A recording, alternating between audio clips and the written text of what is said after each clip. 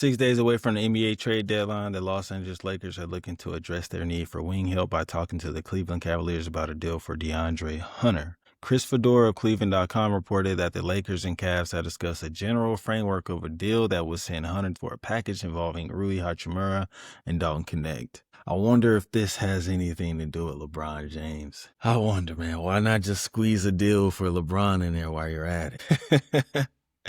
Am I tripping or not?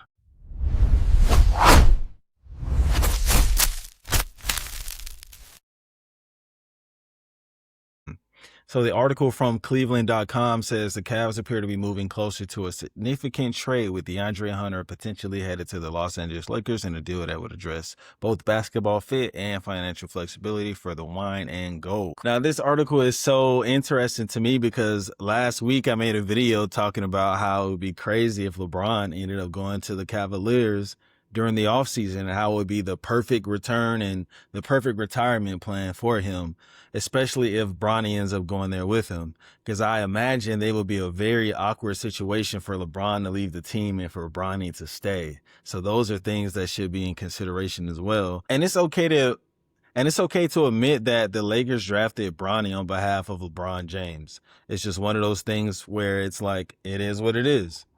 But the more pressing thing is, if LeBron James and the Lakers relationship is truly done, does something happen at the trade deadline, or do both teams or both parties wait until the offseason?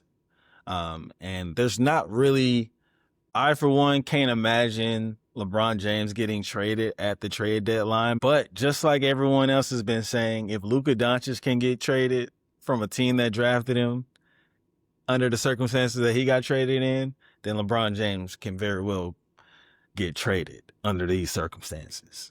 But I think it would be more wise to wait till the offseason and just allow teams to figure out their structures and maybe clean some books and reevaluate how they do this postseason before they make such a big trade like that. And you would essentially possibly have to give up specific assets that would help in a championship run if you made a trade for LeBron James at the trade deadline. Like, imagine if they had to give up Jared Allen just to get LeBron James on their team. I can't really imagine that working unless they got DeAndre Hunter back in return. But is an aging LeBron worth giving up Jared Allen for DeAndre Ayton? I'm not so sure about that.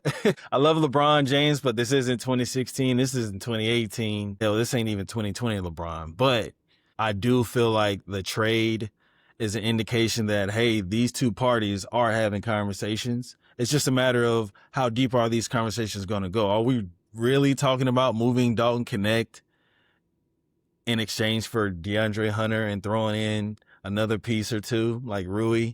Are we really thinking about doing that? Is that really worth it? Or is this just the icebreaker for even bigger conversations to come this trade deadline or in the offseason? I mean, retirement has been a possibility for LeBron since he uttered those words a couple of years ago in that playoff loss to the Nuggets. We all know he was kind of trolling. We've seen videos of him trolling about retirement. We've seen his Amazon Prime Day videos where he's trolling about retirement. We know that the day is coming. The man is 41 years old. It's only a matter of time, man. I mean, he's been kicking Father Time's ass, though. You know, there's no doubt about that. But I feel like we're getting closer, and we already see the deterioration of his relationship with the Lakers.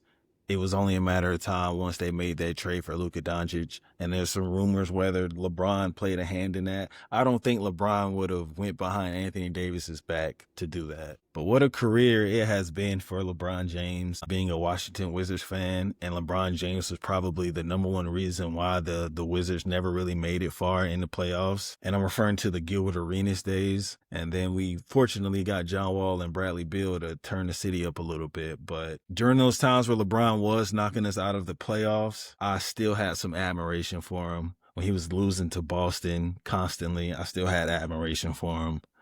When he had the greatest finals in NBA history in 2016, I feel like that was just peak basketball. Life was just peak in 2016 in general, man. But I'll never forget that finals, that block, the Kyrie shot, just everything, man. So Bleacher Report dropped a article talking about a LeBron James Cleveland Cavaliers trade that actually makes sense, and it involves a third team.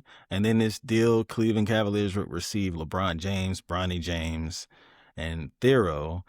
The Lakers would receive Lauri Marketing and Jared Allen. The Utah Jazz would receive DeAndre Hunter, Max Strus, Sam Merrill, Lonzo Ball, Gabe Vincent, 2027 first-round pick, and a 2031 first-round pick as well. I just can't imagine the Cleveland Cavaliers giving up Allen, Strus, and Merrill just to get LeBron James and Bronny. This isn't 2018 LeBron. This isn't even 2020 LeBron.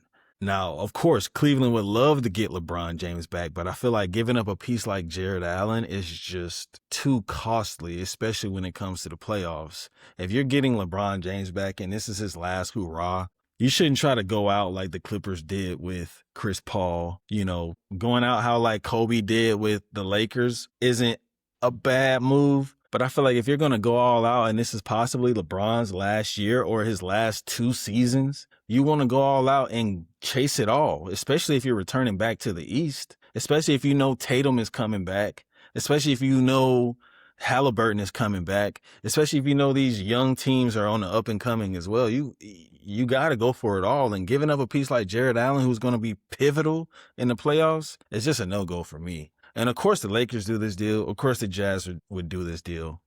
But I just can't see a trade really happening. I think that all parties should probably wait till the offseason to orchestrate something, especially if you can convince LeBron to take a little bit less money or do some type of signing trades and things like that. And then you get a chance to really reevaluate your teams. So if a trade does happen, if the DeAndre Hunter rumors are really true, if they're thinking about making a trade involving Dalton Connect, because we heard that he went to the Lakers front office and demanded a trade.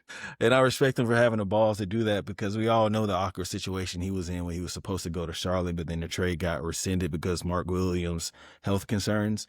It's just hard to recover back from that, man. I know we expect these players to be professionals, but he's a human being as well. So the writing was on the wall with that. So if they do construct a deal around DeAndre Hunter and Dalton Connect, I do feel like it'll just give us a taste of what could possibly happen in the summer. It will allow these teams to crack open that door for other conversations as well. And maybe this is just all a fluff, and really behind the scenes is going to be a huge deal and not just a minimal deal, swapping role players and key players for playoff runs. But let me know what you guys think, man. Let me know if I'm tripping. Let me know if you think it's even a good idea. We've literally got less than a week. We literally have 6 days until the NBA trade deadline. And we're hearing about Giannis. We're hearing about LeBron. We're hearing that it's just going to be quiet. We're hearing that the Trae Young deal to the Wizards might be the highlight of the NBA trade deadline. We've got 6 days to go, and rumbles have been very, very quiet. And I think that the CBA has a lot to do with that. And teams just trying to figure out how far they can really make it in the playoffs. So a lot of teams may keep their teams intact and just make small deals. But let me know you guys' thoughts. Thanks for rocking out with me. Stay tuned for more content, and peace out.